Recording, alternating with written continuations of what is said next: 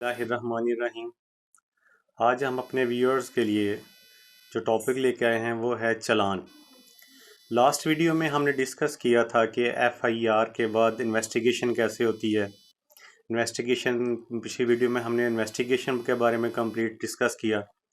जब investigation complete हो जाती है तो उसके बाद एक चालान पूरा मुकम्मल मुरतब करके तैयार करके जो इन्वेस्टिगेशन ऑफिसर होता है वो फारवर्ड करवा के एसएचओ से वो अदालत में फारवर्ड कर देता है।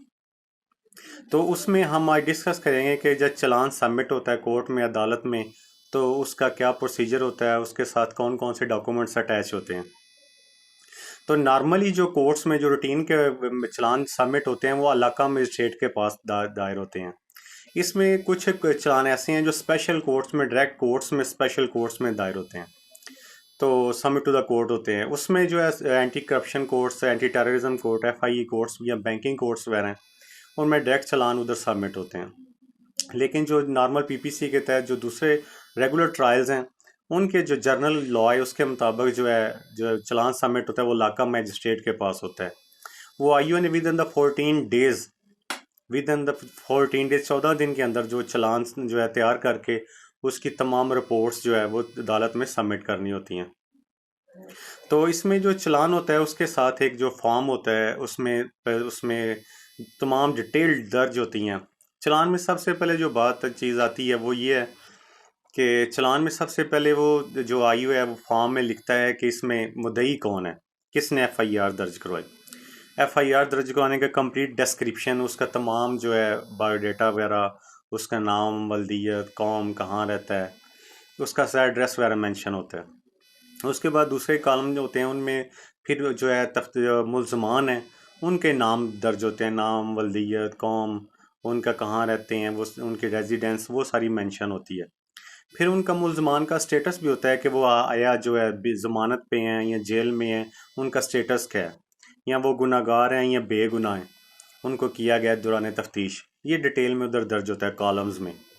उसके फर्दर जो है उसमें लिखा होता है कि जो है ना ये कौन कौन से जुर्म जो एफआईआर में लिखे हुए थे वो फर्दर वही हैं या उनमें कोई ऐड किए गए हैं या डिलीट किए गए हैं, उनमें कोई किसी जुर्म का इजाफा तो नहीं बाद अज़ां हुआ, या कोई पहले जो जुर्म ऐड हो गए थे उनको डिलीट तो नहीं किया गया।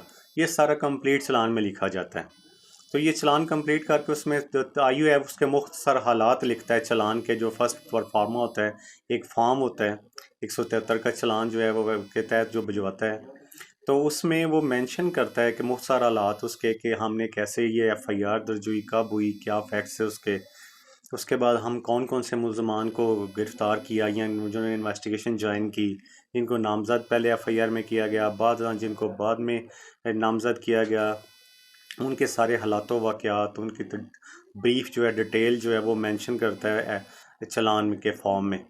उसके बाद उसमें नेक्स्ट जो है चालान के बीच में ये भी मेंशन करता है कि जो चालान है ये जिस एक किस्म का इंडेक्स होता है, ये चालान जो है फॉर्म इंडेक्स होता है, फ़हरिस्त होती है जिसमें तमाम डॉक्यूमेंट्स जो भी चालान के साथ लगे होते हैं, अनेक्स होते हैं, वो सारे मेंशन करते हैं कि रिकवरी मेमोज़ क्या हैं, मेडिकल रिपोर्ट्स, चालान, एक्सरे वगैरह, और फर्दर अगर कोई और इसके अलावा केसेस वगैरह हैं, डिटेल रिकवरीज, बाकी दीगर तमाम गवाहान के बयानात वगैरह, तमाम डिटेल्स जो है, और अगर अदर कोई डॉक्यूमेंट साथ अनेक्स किए हैं तो वो सारे लिखे होते हैं।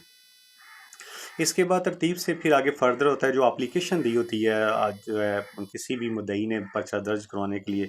इसमें दो कंडीशन है कि औरल भी वो एप्लीकेशन बाज़ का देते हैं, फिर उनको लिख के जो है पुलिस जो है लोकल पुलिस लिख के उसको तहरीर करके उसको पढ़ा के उससे पूछ के फिर कि वो ठीक है, फिर उसके बाद साइन या अंगूठा या साइन और अंगूठा दोनों उस पर साबित करवाते हैं। उसके बाद फिर आगे फर्दर आ जाता है कि उसमें डिटेल जो है चालान के मुताबिक उसमें आगे कौन कौन सी चीज़ें डॉक्यूमेंट्स लगाए गए हैं जो उस चालान के फॉर्म में लिखी गई थी।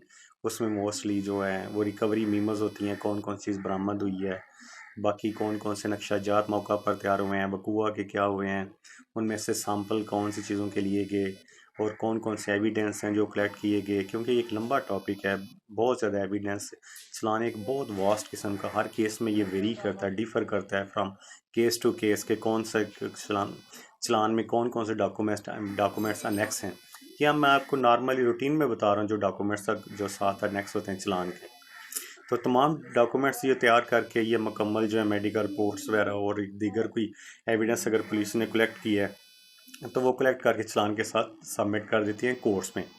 इसमें भाई थोड़ा सा मैं आपको थोड़ा सा बाइफरकेट कर देता हूँ, तक अलग-अलग करके बता देता हूँ। ये दो फाइल तैयार होती हैं, एक होती है जुडिशल फाइल, उनको कहते हैं अदालती फाइल। वो अदालत में फ़ाइल होती है, सबमिट होती है directly to the prosecution department, वो अदालत में सेंड टू कोर्ट हो जाती है। इसके अलावा दूसरी एक फ़ाइल है police file. Police file basically police diary होती है जिसमें कुछ अंदरूनी ज़िम्मी होते हैं, कुछ बैरूनी। वो डेट वाइज जो है कि उसको तैयार किया होता है आईओ ने, कि पूरी अपनी डे टू डे जो उसमें जो प्रोग्रेस होती है केस की वो उसमें दर्ज करता है उसको। उनको कहते हैं पुलिस ज़िम्नियाँ, ठीक है, पुलिस डायरी। वो सारी की सारी उसमें लिखी होती है, उसमें पुलिस वाले की ओपिनियन भी लिखी होती है, गवाहान जितनी भी डिटेल होती है तफ्तीश की वो सारी पुलिस फाइल की जो है साथ वो भी जाती है। ये दो फाइल्स होती हैं, एक जुडिशल फाइल होती है अदालत में, एक जो पुलिस फाइल होती है वो जो पुलिस डिपार्टमेंट है जिसका ऑलरेडी वो प्रोसिक्यूशन ब्रांच का जो हेड होता है उधर जो जिसने कंडक्ट करना होता है ट्रायल, उसके पास ये पुलिस फाइल भी जमा रहती है। तो ये दोनों फाइलें कोर्ट्स में चली जाती हैं, फिर उसके बाद जो है ट्रायल शुरू हो जाता है अदालत में। इसमें चलान में मैं थोड़ा सा आपको ये बात बता दूं कि पुलिस अपनी ओपिनियन भी इसमें देती है कि इन्वेस्टिगेशन के दरमियान कौन सा मुलज़म गुनाहगार पाया गया है और कौन बेगुनाह पाया गया है, तो आया वकूआ ठीक है या नहीं, ये ओपिनियन भी जो है वो मेंशन करता है साथ जो है आईओ। इसमें तफ्तीशी ऑफिसर जो होता है, इन्वेस्टिगेशन ऑफिसर, वो भी, लेकिन वो कोर्ट पर बाइंडिंग नहीं होती। लेकिन अगर वो जो है ओपिनियन ठीक है, उसके साथ सॉलिड और भी अदर करबोरेटिंग एविडेंस भी मौजूद हैं और भी उसके साथ मटेरियल अवेलेबल है, तो फिर उसको कंसिडर किया जाता है। लेकिन वो बाइंडिंग नहीं होती कोर्ट पे कि लाजमी उसी पे के बेस पे फैसला करना होता है।